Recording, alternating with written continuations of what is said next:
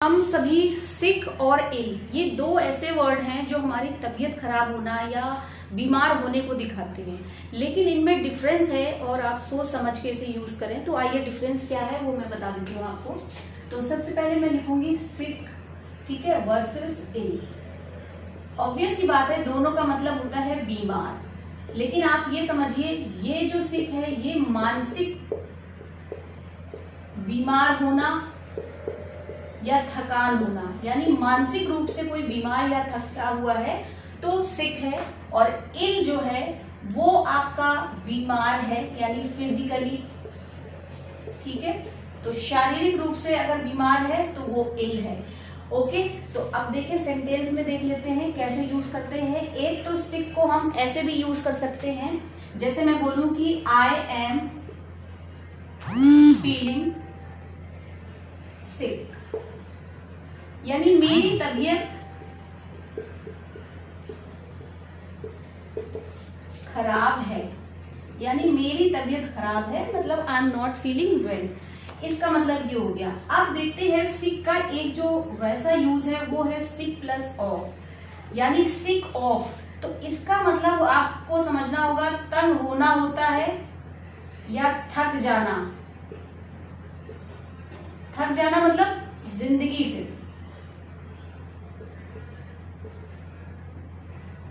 ठीक है। जिंदगी से जब हम थक जाते हैं तो वहां पर हम सिक ऑफ यूज करते हैं। तो अब इसका एक एग्जांपल मैं लिख देती हूं, I am sick of this life, ठीक है। तो सिक ऑफ ये एक तरह का कॉमन फ्रेज है, आप ये भी कह सकते हैं कॉमन फ्रेज, ठीक है। अब सिक ऑफ का मतलब यहां पर क्या निकल रहा है कि I am tired of this life, यानी कोई है जो कह रहा है मैं अपनी जिंदगी से बहुत ऊब चुका हूं, तंग आ गया हूं या थक गया हूं।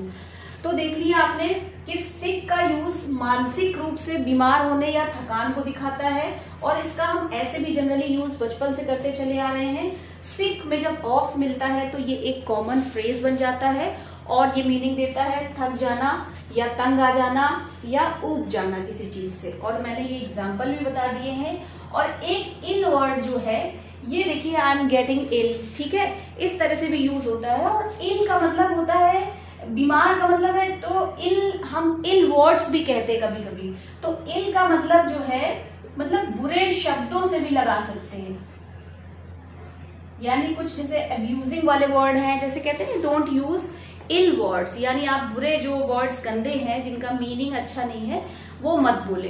तो इस तरह से वर्ड्स देखिए एक ही है, लेकिन हम यूज कैसे कैसे कर रहे हैं। तो वीडियो पसंद आए तो लाइक शेयर